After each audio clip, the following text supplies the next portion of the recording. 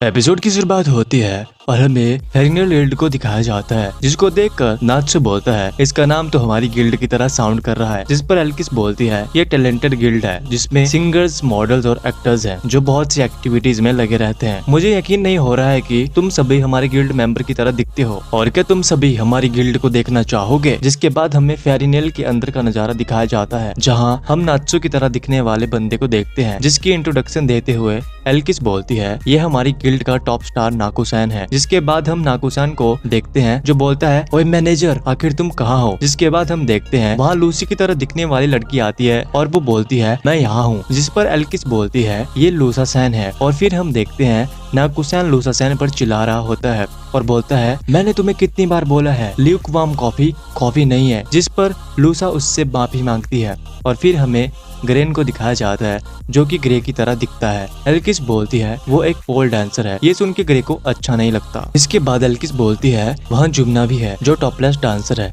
जिसके बाद लूसी उसे टॉपलेस इमेजिन करने लगती है, जिस पर ग्रे बोलता है उसे इमेजिन करना बंद करो। जिसके बाद हमें वेंडिली दिखाई जाती है जिसके बारे में एल्किस बोलती है ये हमारी गॉड गिफ्टेड चाइल्ड एक्ट्रेस है जो 0.5 सेकंड में अपने एक्सप्रेशंस को चेंज कर लेती है। जिसके बाद हैप्पी और चार्लेट बोलते हैं इनके पास शायद हमारा कोई वर्जन नहीं है, लेकिन तभी एल्किस दिखाती है वहाँ चार्लोटे नाम की एक लड़की है जिसके पास एक कैट है जो दिखने में बिल्कुल हैप्पी की तरह है। फिर एल्किस एक एक करके अपने सभी गिल्ड मेंबर के बारे में बताती है। जिसके बाद एर्जा एल्किस से पूछती है कि तुम्हारा क्या रोल है। इस पर एल्किस बताती है कि वो एक स्टेज एक्ट्रेस है। जिसके बाद सभी लोग बोलते हैं तुम तो बहुत फेमस हो और लोग भी तुम्हारे पीछे पागल हैं। लेकिन एल्किस बोलती है एक्चुअली में मुझे मेरे नेक्स्ट रोल को समझने में प्रॉब्लम हो रही है। लेकिन एर्जा उसे बोलती है तुम मुझे बोल सकती हो, मुझे एक्टिंग करने का थोड़ा एक्सपीरियंस भी है। एल्किस बोलती है मेरा अगला रोल एक लड़की के ऊपर है जो प्यार में है, लेकिन मुझे प्यार के बारे में कोई भी एक्सपीरियंस नहीं है। इसके बाद हमें लूका को दिखाया जाता है जो लूसी की डुप्लीकेट पर चिल्ला रहा होता है और ये देखकर लूसी को काफी गुस्सा आता है और वो बोलती है ये इस पर ऐसे कैसे चिल्ला सकता है और वो गुस्से में उनके पीछे जाती है। लेकिन एल्किस ऐसा करने से उसे मना करती है। जिसके बाद हम देखते हैं लूसी कुछ देर बाद वहाँ से वापिस आती है और वो काफी शर्मा रही होती है। जिस पर एल्किस सभी को बताती है कि यह दोनों काफी समय से एक दूसरे के साथ हैं और इसलिए यह दोनों कभी कभी नौटी हरकतें भी करते हैं। जिसके बाद हम देखते हैं कि वो सभी वहाँ से ट्रेन में बैठकर जा रहे होते हैं और सोच रहे होते हैं कि फेरिनियल गिल्ड के जो मेंबर्स थे वो काफी मस्त थे। तभी लूसी इर्जा से पूछती है कि तुम आखिर एल्किस से वहाँ क्या बात कर रही थी, लेकिन इर्जा कुछ भी नहीं बोलती। फिर हम देखते हैं ट्रेन चलने लगती है। जिसके बाद नात्सु और वेंडी की तबीयत बिगड़ने लगती है। जिसके बाद हम देखते हैं इर्जा बोलने लगती है कि ये मैं नहीं कर सकती और वो सभी को बताती है कि वो इर्जा नहीं बल्कि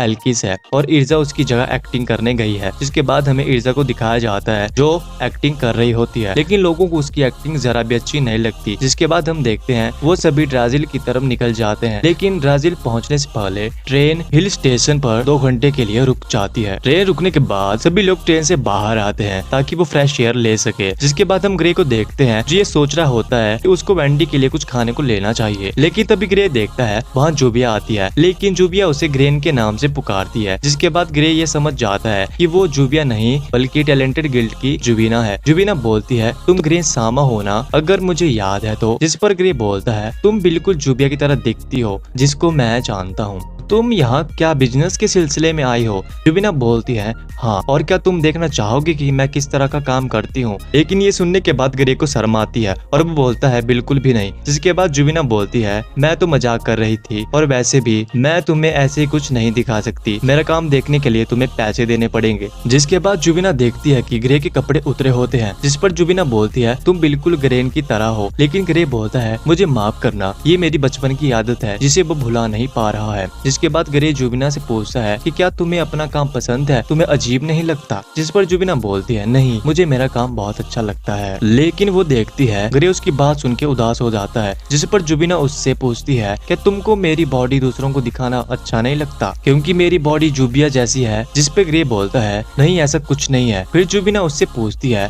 क्या तुम जुबिया को पसंद करते हो। जिस पर ग्रे बोलता है नहीं, मैं उसे पसंद नहीं करता। जिसके बाद जुबीना उसका हाथ पकड़ लेती है और उसे बोलती है है आज तुम मेरे साथ डेट पर चलो। जिसके बाद हम देखते हैं ग्रे जुबिना के साथ काफी जगहों पर घूमता है। जिसके बाद वो एक जगह पर आके खड़े होते हैं। जुबिना ग्रे से बोलती है क्या तुम्हें पता है मेरा रिलेशन ग्रेन के साथ कैसा है? जिस पर ग्रे बोलता है मुझे नहीं मालूम और ना मुझे जानना है। जिसके बाद जुबिना ग्रे को बताने लगती है कि वो ग्रे को पसंद करती है और उस पे कब से ट्राई मार रही है, लेकिन ग्रे उसे भाव नहीं देता। ये सब सुनने के बाद ग्रे को काफी बुरा लगता है और ग्रे बोलता है इस बारे में तो मुझे लग रहा है कि मुझे तुमसे माफी मांगनी चाहिए। लेकिन जुबिना बोलती है ग्रेन को बता देना चाहिए कि मैं उसे पसंद हूँ या नहीं। तभी ग्रे बोलता है ऐसा कुछ नहीं है। जिस पर जुबिना बोलती है शायद तुम्हें जुबिया पसंद है, लेकिन ग्रे बोलता है वो मेरे लिए बहुत इंपॉर्टेंट है पर मैं उसके साथ नहीं हो सकता। जिसके बाद जुबिना बोलती है ठीक है मैं जाती हूँ, और जाते हुए वो ग्रे को अपने पम दिखाते हुए जाती है, जिनको देखकर ग्रे काफी शॉक हो जाता है। लेकिन ग्रे बोलता है तुम उसकी तरह तो दिखती हो लेकिन तुम एक अलग इंसान हो, क्योंकि जुबिया की बॉडी पर एक निशान है जो कि मेरी वजह से है। तभी जुबिना जाते हुए ग्रे से बोलती है जुबिया तुम्हारे लिए हमेशा नहीं रुकने वाली, तुम्हें जल्दी कुछ करना होगा। जिस पर ग्रे भी बोलता है हाँ मैं जरूर कुछ करूंगा, लेकिन पहले मुझे स्ट्रॉन्ग बनना है ताकि मैं जुबिया को प्रोटेक्ट कर सकूं। जिसके बाद हम देखते हैं वहाँ ग्रेन आ जाता है और वो ग्रे से बोलता है तुमने मेरी वुमन के साथ कुछ किया तो नहीं? ग्रे ये सुन के शॉक हो जाता है। जिसके बाद ग्रेन बोलता है जुबिया उसकी वुमन है। ये सुन के ग्रे फिर से शॉक हो जाता है। फिर जुबिना ग्रे के पास आती है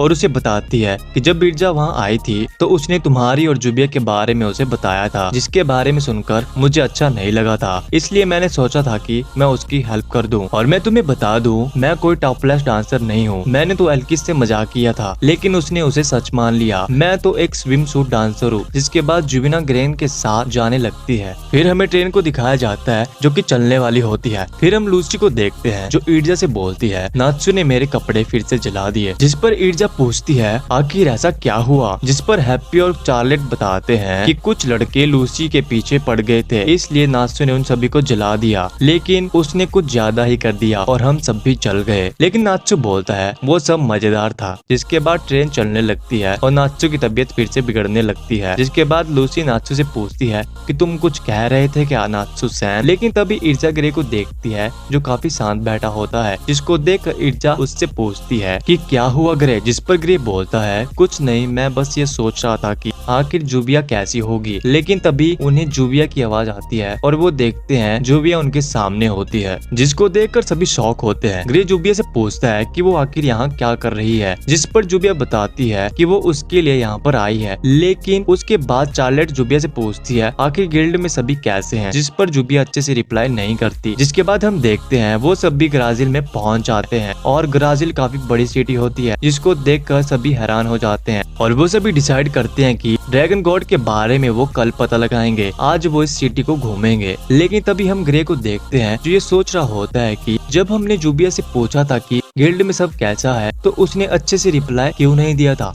जिसके बाद हम रात का सीन देखते हैं जहाँ लूसी टाउन के मैप को देख रही होती है और वो मैप उसे काफी अजीब लगता है। फिर हम ग्रे को देखते हैं जो जुबिया से बोलता है आज तुम काफी अलग बर्ताव कर रही हो, और ट्रेन में भी जब हमने तुमसे ये पूछा था कि गिल्ड में सब कैसा तब भी तुमने काफी लेट रिप्लाई दिया था। ये सुनने के बाद जुबिया सोचने लगती है कि आखिर उसे क्यों कुछ याद नहीं है कि गिल्ड में क्या क्या हुआ था।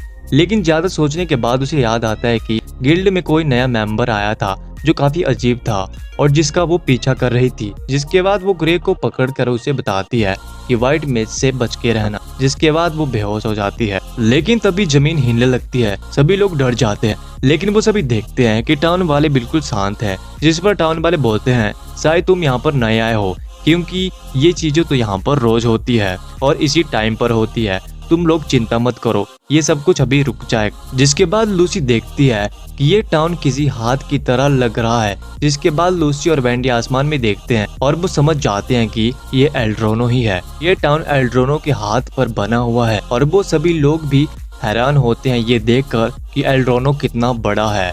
जिसके बाद सीन शिफ्ट होता है और हमें उन सभी को एक रूम में दिखाया जाता है जहां जुबिया बिस्तर पर बेहोश पड़ी होती है। सभी लोग जुबिया को देखकर परेशान होते हैं और ग्रे सभी को बताता है कि जुबिया ने हमें व्हाइट मेज से सावधान रहने को कहा है। जिसके बाद नात्सु बोलता है कि ये नाम सुना सुना लग रहा है। हैप्पी नात्सु को बताता है कि कारामिल ने इसके बारे में उन्हें बताया था कि ये वही है जिसने वाटर ड्रैगन गॉड की पावर्स को छीना था।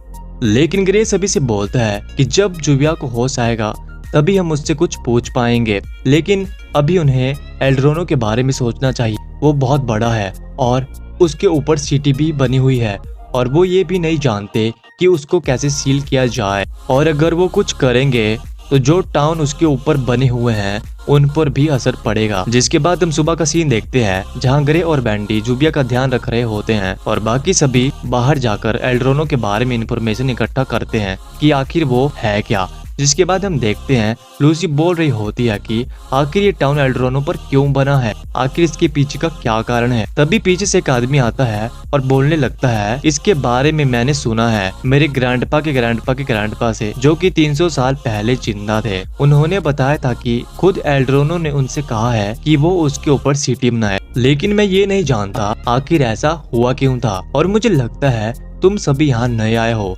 क्यों ना मैं तुम्हें इस टाउन की सैर करवा दूं। लेकिन नात्सु को उस आदमी से अच्छी फीलिंग नहीं आ रही होती है, लेकिन फिर भी वो आदमी उन्हें पूरे टाउन की सैर करवाता है और आखिर में उन्हें एक चर्च में ले जाता है जो कि बहुत बड़ा होता है। चर्च में आते हुए वो उन्हें बताता है कि वो यहाँ एल्ड्रोनो की प्रेयर करते हैं ताकि वो हमें प्रोटेक्ट करे, और जो भी एल्ड्रोनो सामा को मारने आया है हम उसे खत्म कर देंगे। जिसके बाद चर्च का गेट बंद हो जाता है और वो आदमी बोलता है, ये चर्च व्हाइट मेज के चर्चों में से एक है और तुम लोगों की यहाँ पर 2 गलतियां हैं। पहली गलती कि तुम्हारे पास मैजिकल पावर्स हैं और दूसरी गलती कि तुम यहाँ पर एल्ड्रोनो को मारने आए हो। लेकिन तभी इर्जा देखती है कि कोई उस पर पीछे से हमला करता है और जब इर्जा ध्यान से देखती है तो उसको पता चलता है कि वो उसके गिल्ड मेंबरों में से एक है। और तभी वहाँ बहुत से लोग आ जाते हैं जो कि कोई और नहीं बल्कि फेरी टेल गिल्ड के मेंबर्स ही होते हैं, और ये सब कुछ देखकर सभी बहुत हैरान होते हैं और ये एपिसोड यहीं पर खत्म हो जाता है।